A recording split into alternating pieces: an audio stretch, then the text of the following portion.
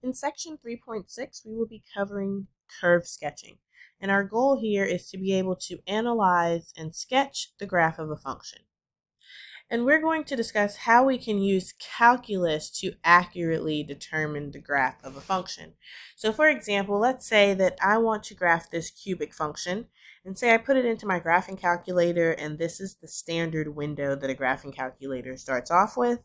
That means that it's running from -10 to 10 on the x-axis and the y-axis. And this is what we see as a graph. Now, just that piece right there, to me, it looks kind of like a chopped off parabola, which can't be accurate because this is a cubic function. So it's clear that this is not the entire picture. In fact, if we zoom out and adjust our window, where we now run from -10 to 30 on the x-axis and from -1200 to 200 on the y-axis, then we can then see a more complete picture of the graph instead of just one small section. So what we're going to talk about in this lesson is how do we determine on what interval we want to graph a function? How do we make sure that we are including all of the important information? For example, here I can see that we have a relative maximum and a relative minimum there. Another example here, consider this rational function. When graphed in the standard window, it looks like the function has only 2 vertical asymptotes. However, a more complete picture of the graph reveals that there are in fact more than 2 vertical asymptotes. There are in fact 3. So some of the information that we will be looking for as we work with these functions and analyze them in order to get accurate graphs are some of these things down here. Keep in mind that many of these things we did learn how to find in pre-calculus. However, this is a calculus class, so things like asymptotes, we have a calculus definition of how to find an asymptote, how to show that something is an asymptote. Intervals of increasing and decreasing, we have a calculus technique that we go through to find that. Same with relative extrema, we will be using the first or the second derivative test, so on and so forth. Here's example 1, our first function that we will be analyzing. This is a rational function. We're going to begin by finding the domain of this function. To find the domain, we're going to be looking at the denominator and making sure that the denominator is not equal to 0. Solving this equation gives us that x cannot be equal to positive or -2. And so our domain is all real numbers except +2 and -2. And here we have that written in interval notation. The range, for now, I am going to skip because it's not always 100% clear algebraically what the range is. As we get more information and are able to form a graph, then we'll come back and fill out the range. For our x-intercepts, we're working with a rational function. Generally speaking, we find x-intercepts by setting the entire function equal to 0, but in a rational function, it will only equal 0 if the numerator is equal to 0. And so to find these x-intercepts, I'm going to set the numerator equal to 0. We can factor that x squared minus 9. It factors into x plus 3, x minus 3. And then I'll set both of those factors equal to 0 to see that my solutions are +3 and -3. So this graph has 2 x-intercepts at -3, 0 and at 3, 0. Now to move on and find our y-intercept, we find the y-intercept by setting x equal to 0. So I am going to substitute 0 into this function, which leaves me with a -18 over a -4, which simplifies to a +9/2. So our y-intercept is the point 0, 9/2. Now for our vertical asymptotes, in pre-calculus, we would look at this function, make sure that we have it completely factored in the numerator, completely factored in the denominator, and then see if anything cancels out. Nothing cancels out, so there are no holes. The 2 factors that are left in the denominator will give us vertical asymptotes. So I definitely know that we have a vertical asymptote at x is equal to 2 and at x is equal to -2. But to show that with calculus, we have to say something about the limit as x approaches 2 from the right of this function, and the limit as x approaches 2 from the left of this function. We would also have to say something about the limit as x approaches negative 2 from the right, and the limit as x approaches negative 2 from the left. To determine these limits, I'm going to make a table or make some tables, and we're going to plug in values like 1.9, 1.99, so on and so forth, so that we'll be able to determine what those limits are. Or we are allowed to use graphing calculators in this class, so we could look at a graph in order to determine what those limits are as well.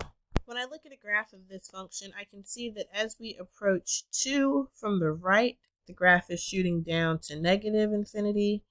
As we approach 2 from the left, the graph is shooting up to positive infinity. So we definitely do have a vertical asymptote at x is equal to 2 because we're getting these infinite limits. Similarly, as we approach negative 2 from the right, the graph is shooting up to positive infinity. And as we approach negative 2 from the left, the graph is shooting down to negative infinity. So I want to be clear about how we are showing our work to justify these vertical asymptotes here. I need to see these limits showing that the graph is shooting up or down to positive or negative infinity as it is approaching these vertical asymptotes from the left and the right in order to justify that we have these vertical asymptotes here. Now let's move on to talk about our horizontal asymptotes.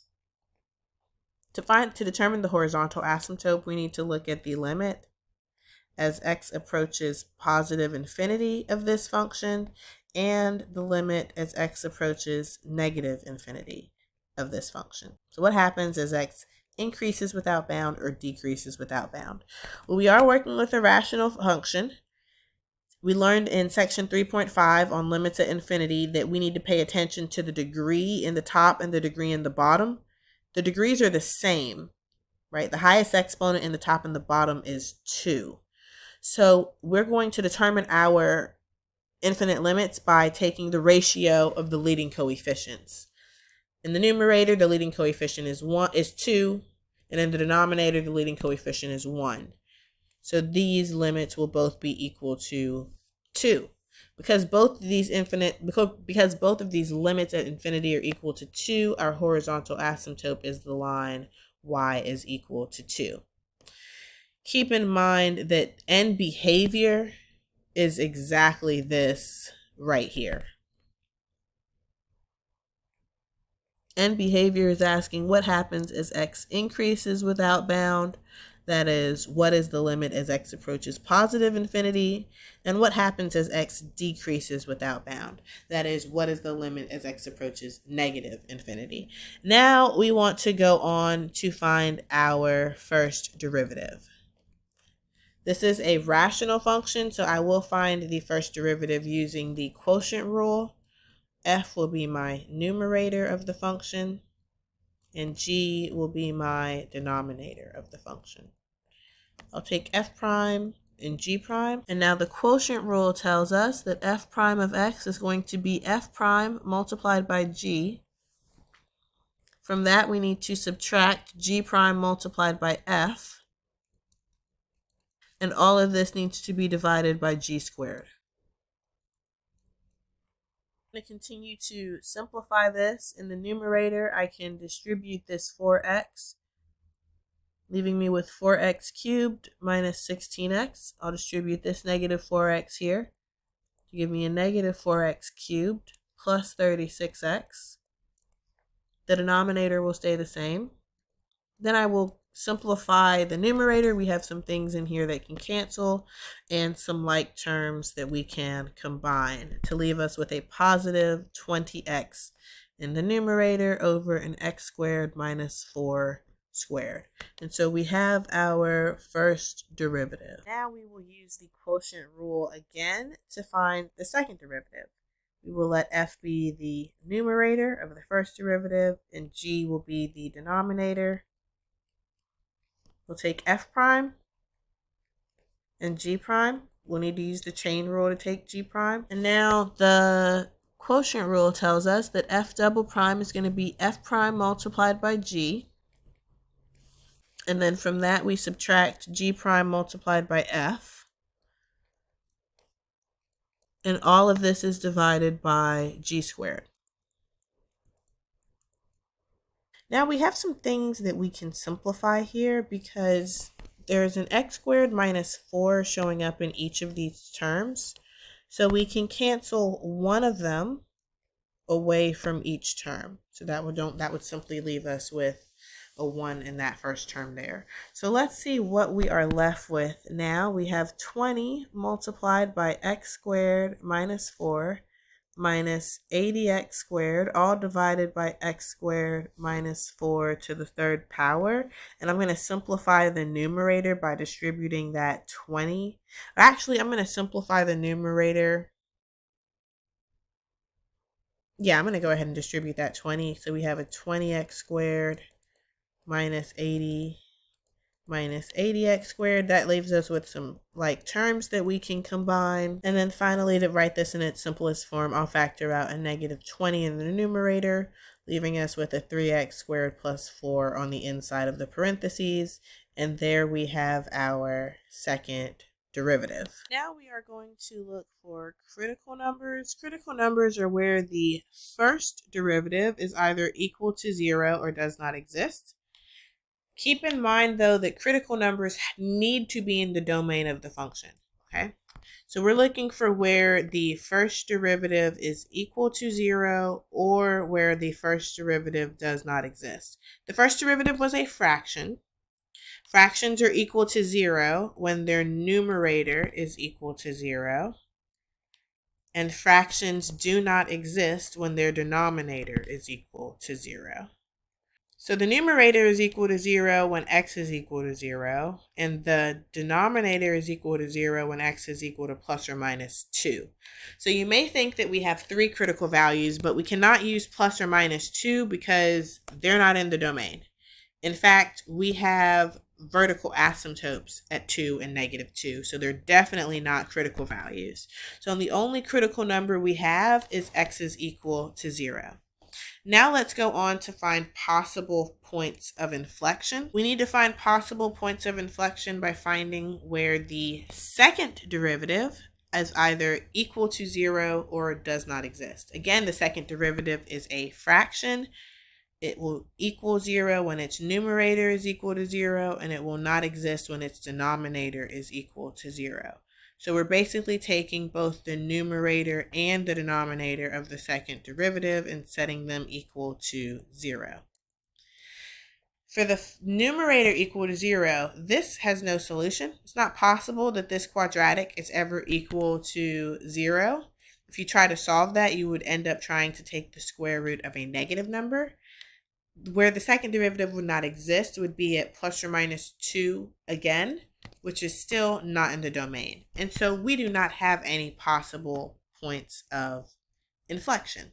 Now, I do not have all this information here in this box, but to complete our analysis, we are going to go on and make a table and talk about intervals where the function is increasing, decreasing, so on and so forth.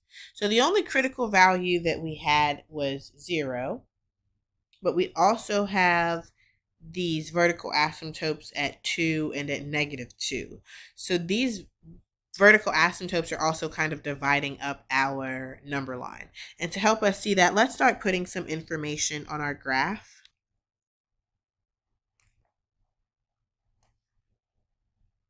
Please do make sure that you are labeling both your x and your y axes. We have vertical asymptotes at x is equal to 2 and at x is equal to negative 2. We also have a horizontal asymptote at y is equal to 2. We have x-intercepts at 3, 0 and at negative 3, 0. And we had a y-intercept at 0, 9 over 2. So now that we have some idea of where things are on our graph, the points that I'm going to use to split up our number line, the x values, I'm going to split it at negative 2. I'm also going to split it at 0, and then I'm again going to split it at positive 2. So this gives us a few intervals that we want to look at, and some x values that we're interested in what sign does the first derivative and the second derivative have at those values. So the first interval that we're going to look at is going to be from negative infinity to negative 2. We could choose some test value. In fact, I'll add one more column right there. We could choose some test value in that interval. For instance, we could choose negative 3. When we plug that test value into the first derivative, we would get something out that is negative. When we plug it into the second derivative, we would also get something out that is negative. What does that tell us? A negative first derivative tells us that the function is decreasing on that interval. A negative second derivative tells us that the function is concave down on that interval. So from negative infinity to negative 2, the function is decreasing and concave down. Thinking about where my VA is and my HA is, I would guess that that piece of the graph looks like this. That's the piece of the graph on the interval from negative infinity to negative 2. Now, in between negative 2 and 0, that's the next interval that we would get on our number line. I could choose a test value of negative 1. When I plug that into the first derivative, I get something that is negative. When I plug it into the second derivative, I get something that is positive. A negative first derivative tells me that the function is decreasing. A positive second derivative tells me that the function is concave up. So decreasing and concave up between negative 2 and 0 would look like that. So I have this piece of the graph here coming in decreasing but still concave up. I'll add an arrow on that. The next test interval we have is from 0 to 2, where we could choose a test value of 1. We would get a positive first derivative, letting us know that the function is increasing. And we would get a positive second derivative, letting us know that the function is still concave up. So increasing and concave up between 0 and 2 is going to look like this. Continue to go up and continue to cup up. Then finally, the last interval that we have to look at is what is happening from 2 to infinity, where I will choose the test value of 3. The value of the first derivative would be a positive value. If I plug 3 in, and if I plug 3 into the second derivative, I would get a negative number.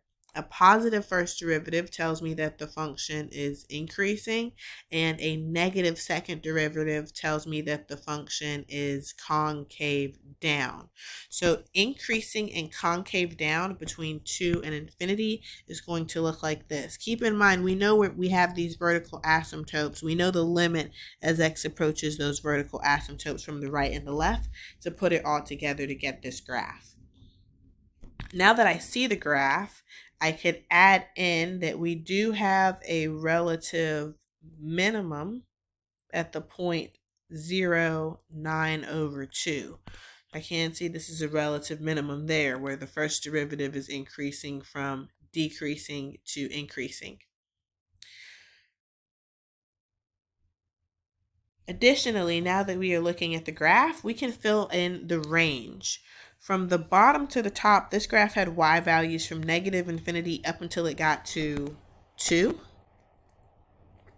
And then the graph jumped until it reached its relative minimum, which had a y coordinate of 9/2. That is in the range, so I will make sure to include a bracket on that 9/2. And then the graph continues to go up to positive infinity.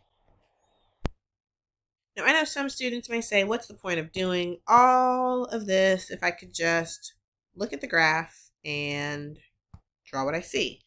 Nothing really stops you from doing that, especially in a class where you are allowed to use graphing calculators. However, I will be looking over your work, and I do expect to see calculus to support the information that is on that graph.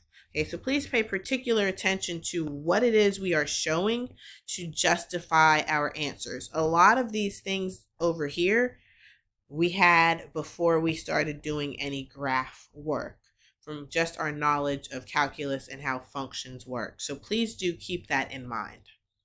In our second example of sketching function calculus, we have another rational function where we will see that things will work out a little differently. We begin by finding the domain by taking the denominator and making sure that it is not equal to 0 to see that x is not allowed to be 2.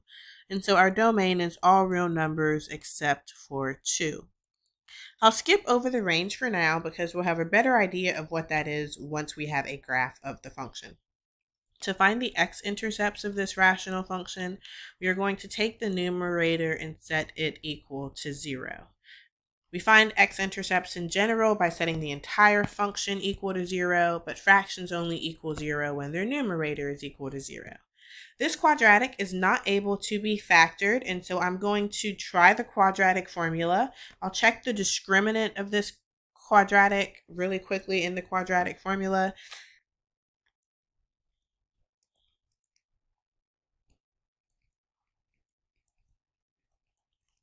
This number here under the square root is going to be negative. And a negative discriminant means that this graph has no x-intercepts because that equation would have no solution. Moving on now to find our y-intercept. We find the y-intercept by setting x equal to 0. I'll go ahead and plug 0 into this function to see that our y-intercept is the point 0, -2. Vertical asymptotes, it would appear as if we have a vertical asymptote at x is equal to 2 because that factor from the denominator did not cancel. But to use calculus to show that, we need to discuss what is the limit as x approaches 2 from the left of this function, and what is the limit as x approaches 2 from the right of this function. We can do that by looking at a graph or by looking at a table. We will ultimately be graphing this function, so I do have a graph pulled up here. As we approach 2 from the right, we go up to positive infinity, and as we approach 2 from the left, we shoot down to negative infinity. So these infinite limits here justify that we have a vertical asymptote at x is equal to 2. In order to determine our horizontal asymptote, we are going to need to look at the limit at positive infinity of this function and the limit at negative infinity of this function. This is a rational function, and so we need to consider the degrees of the numerator and the degree of the denominator. Typically, to look at these limits is when we would come in and we would divide everything in this fraction by x, the highest power of x that we see in the denominator. So I'm going to go ahead and do that just to simplify this function a little bit because it will help us with that infinite limit. So notice in the top, I've divided everything in the numerator by x. Now I'm going to come in the denominator and divide the x by x and divide the 2 by x. And then I'll simplify this. So what we have done is we have rewritten the function in a different way, where now it's very clear to see what will happen as x goes to positive infinity. Because we know that these two pieces will go to 0. As x goes to positive infinity. And this -2 and this 1 don't really matter. So we're really only concerned with what x does as x goes to positive infinity. Well, it goes to positive infinity. And as x goes to negative infinity, x goes to negative infinity. So this function does not have a horizontal asymptote because we're finding that these limits do not exist. What this function does have, instead of a horizontal asymptote, is a slant asymptote. And I know that because the degree of the numerator is 1 more than the degree of the denominator.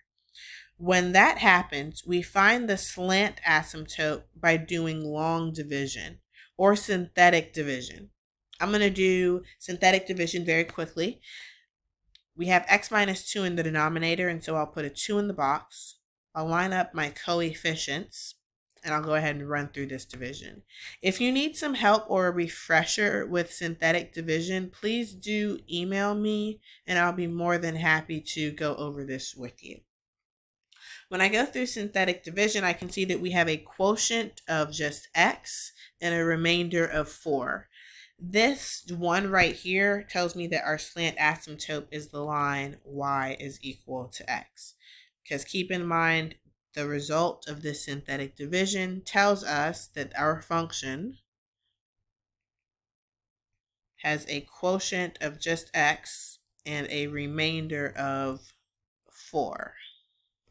We've already answered the end behavior because we've already discussed what the function is doing as x increases without bound and as x decreases without bound. Now let's go on to find our first derivative. Our function is a quotient, and so I will use the quotient rule to find f prime. I'll identify f as the numerator and g as the denominator. I will go ahead and find f prime and g prime, and I will apply f prime g minus g prime f all over g squared.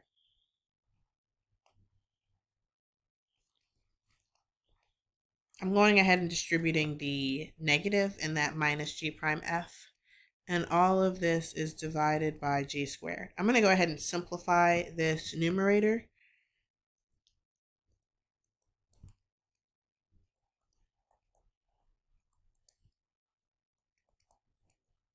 So I FOILed out that first term. Now I'm going to combine like terms in the numerator.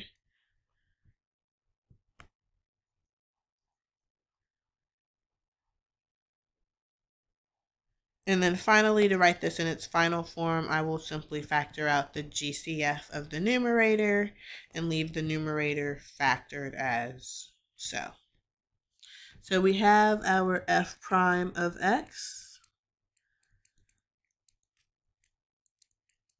Now I'm going to use f prime of x to find the second derivative. I'm going to use the quotient rule again. I'll use this version when I identify f and g. F will be the numerator of the first derivative and g will be the denominator of the first derivative. We'll go ahead and take f prime and g prime. Then we will apply f prime g. And we're doing this to find our second derivative. So there's f prime g, and from that we are going to subtract g prime multiplied by f. So there's g prime, which is going to be multiplied by f. And this is all going to be divided by g squared.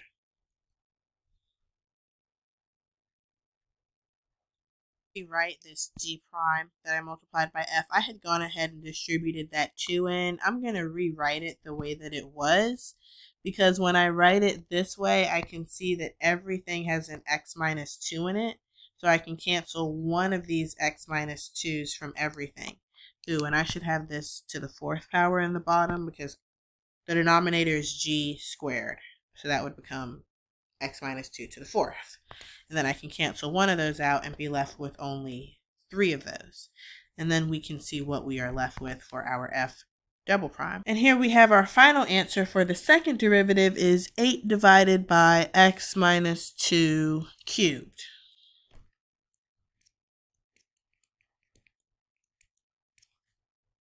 Now we can go on to find our critical numbers. We find critical numbers by finding where the first derivative is equal to 0 or does not exist. The first derivative will be equal to 0 where its numerator is equal to 0. That's already factored, so I can see that that will happen at x is equal to 0 and at x is equal to 4, both of which are in the domain, so they are included. And then the denominator would be equal to 0 when x is equal to 2. But 2 is not in the domain, and so we're not going to include that as a critical number, okay? Now, to find our possible points of inflection, we would look at the second derivative and see where the second derivative is equal to 0 or does not exist. The numerator will never equal 0. The denominator will equal 0 at 2, but that's not in the domain, and so we do not include that as a possible point of inflection. So we have no possible points of inflection. At this point, we are now ready to go on and make a table to determine where we're increasing, where we're decreasing, concave up, concave down, so on and so forth. So as I make this table, I always start with a number line to give me an idea of where my intervals will be. And I know that my intervals will be chopped up depending on where I have vertical asymptotes, like at 2, and where I have critical numbers, like at 0 and 4. So I'm going to make sure that I definitely put 0, 2, and 4 on my number line, and that gives me 4 different intervals that we're going to want to check.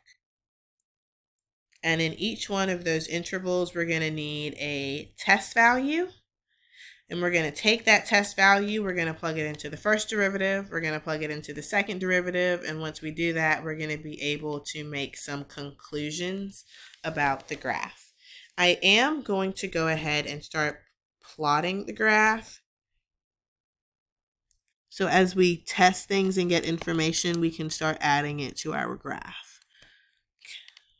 Do make sure and label both of your axes. I do know that we have a y-intercept at 0, -2, so I'll go ahead and put that on the graph.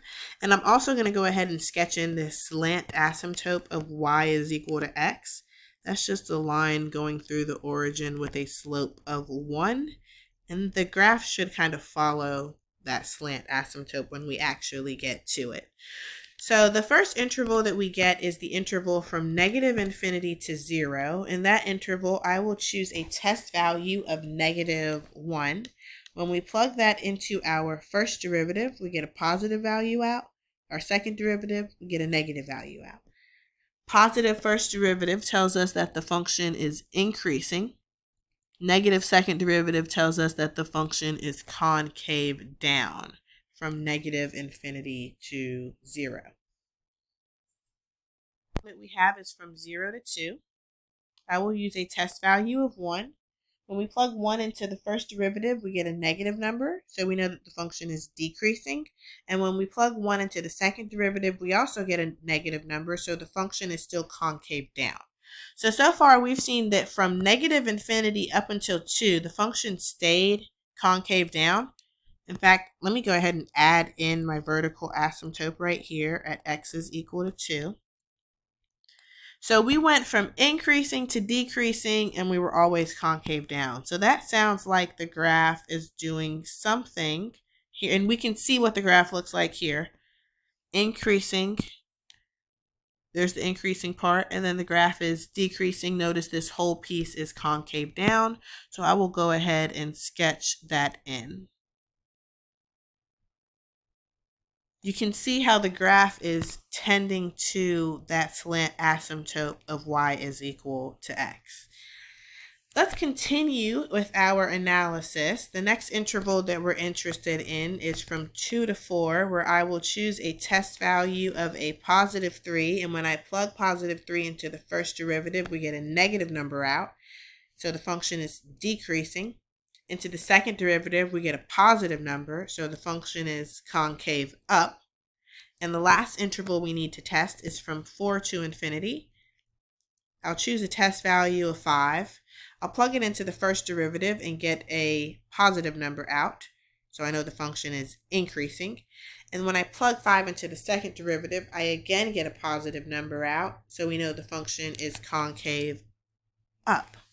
So the second piece of the graph, again, modeling what we have here, looks something like that. Now keep in mind that we did see switches in the sign of the first derivative from increasing to decreasing as we cross through 0, which does mean that we have a relative maximum when x is equal to 0. And when x is equal to 0, we've seen that y is equal to -2. We also have a relative minimum when x is equal to 4. And I know that because as we cross through 4, our function went from decreasing to increasing. If I were to plug 4 into the original function, we would get out 6. So I do know we have a relative minimum at the point 4, 6. And that concludes our analysis for example 2. One last thing we need to look at here is the range, which I almost forgot about. Now that we have the graph and that we know where we have this relative, in fact, I'll just look at this one here, this version here. Now that we have the graph and we know where we have this relative maximum at 0, 2, and we know that we have this relative minimum at 4, 6, now we can see what the range of our function is. From the bottom, we went from negative infinity up until that relative max at negative 2. And then the graph jumped and didn't start again until the y value of 6 and went off to positive infinity. And so there we have the range of that function. The last example that we're going to look at is a polynomial function. We begin with the domain, which is all real numbers. There's no work to do there. Polynomial functions have a domain of all real numbers.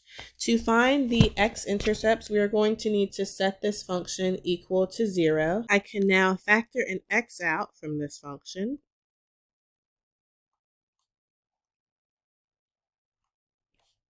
And what we are left with now in the parentheses is a difference of cubes.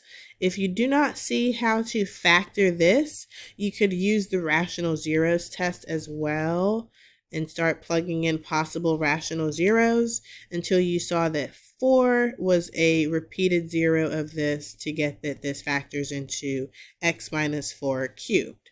Now that we can see the factored form of this, we can see that the solutions and the two x-intercepts of this are at the points 0, 0, and 4, 0.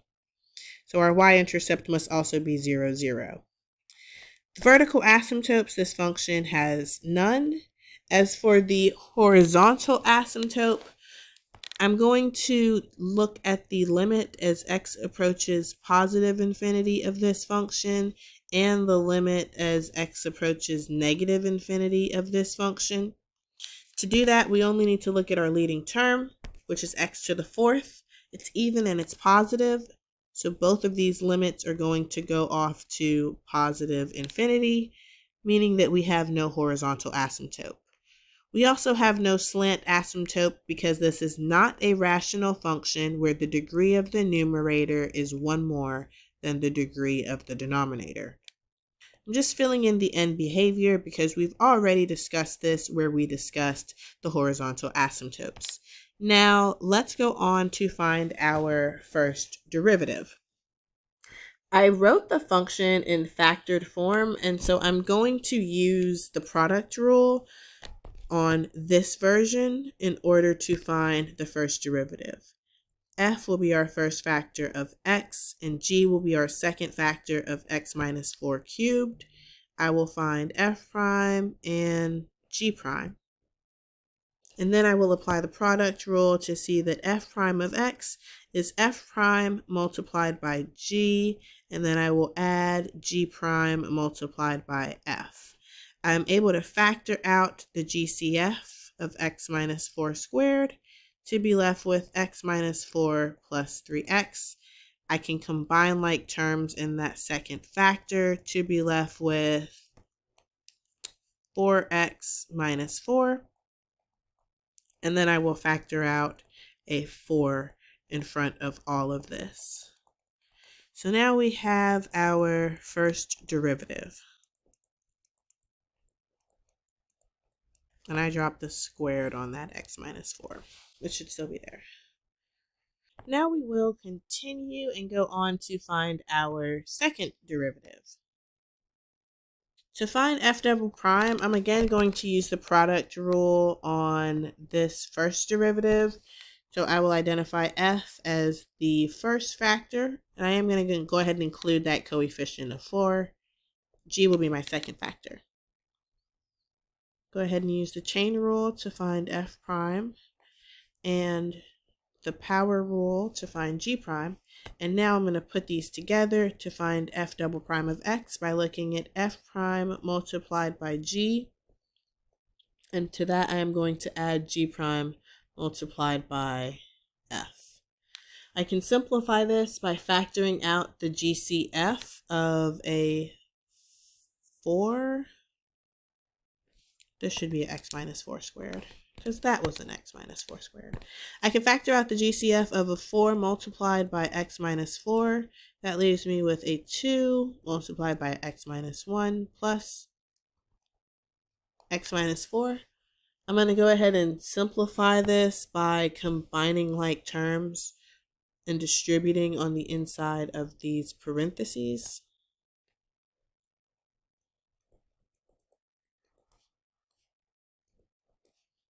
This leaves me with a 3x minus 6 on the inside there.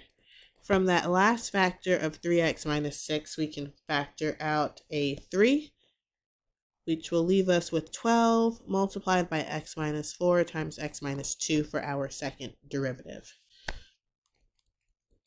Now that we have these first and second derivatives written in factored form, it's very easy for us to see what our critical numbers are, where the first derivative is equal to 0. If I take f prime and set it equal to 0, that would imply that we would have solutions of x equal 4 and x equal 1 from just setting those factors equal to 0. There's nowhere where the first derivative does not exist because it is a polynomial. Now I will take my second derivative and set it equal to 0, and then just looking at these factors, we can see that we have x is equal to 4 and x is equal to 2 as possible points of inflection. So now we are going to use that information to set up our intervals and our number line, so that we can determine where the function is increasing, decreasing, and where the function is concave up and concave down.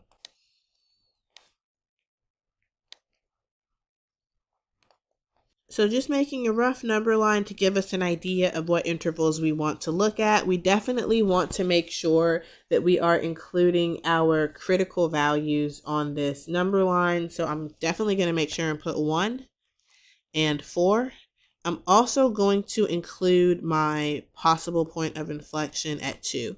So the first interval that I'm going to be looking at is from -infinity to 1. The test value that I will use there will be 0. My first derivative is negative, second derivative is positive, meaning that we are decreasing and concave up. The next interval that I'm interested in is between 1 and 2. I will use a test value of 1.5. I get a positive first and second derivative, telling me that the function is increasing and concave up. Moving on to the interval from 2 to 4, where I will use a test value of 3 to see a positive first derivative, meaning that our function is increasing, and a negative second derivative, meaning that the function is concave downward. Finally, our last interval is from 4 to infinity, where I will use a test value of 5 to see a positive first derivative, meaning the function is increasing, and a positive second derivative, meaning that the function is concave upward. I'll go ahead and start to set up my axes here.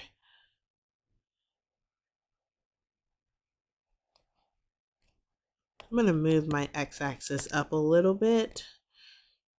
Notice that we do have some extrema here. Anywhere where we changed signs from our first derivative as we cross through a critical value. So at 1, as we cross through 1, our first derivative went from negative to positive. So decreasing to increasing does mean that we have a relative minimum when x is equal to 1. And if I take 1 and plug it into the original function, we would get out negative 27. There's nowhere else where the first derivative changed, and so change sign, so we don't have any more extrema. As for points of inflection, we do have, because there is a place where the second derivative is changing signs. It happens as we cross through 2, which was a possible point of inflection. And it also happens as we cross through 4. There's a sign change. So anywhere that we have a sign change, we do have a point of inflection. So there is a point of inflection when x is 2, and there's another point of inflection when x is 4. And to get those coordinates, you would plug 2 and 4 into the original function. So I'm not plugging into the derivative, and I'm not plugging into the second derivative. When we plug 2 into the original function, we get out negative 16. And when we plug 4 into the original function, we get out 0. So I need to make sure on my graph that I'm including enough space so that I can see this relative minimum down at negative 27. So I'm going to choose to go by 3s on my y-axis so that I make sure that I can get down to that relative minimum. So I've gotten down to negative 27. I'll just go ahead and start plotting what we have.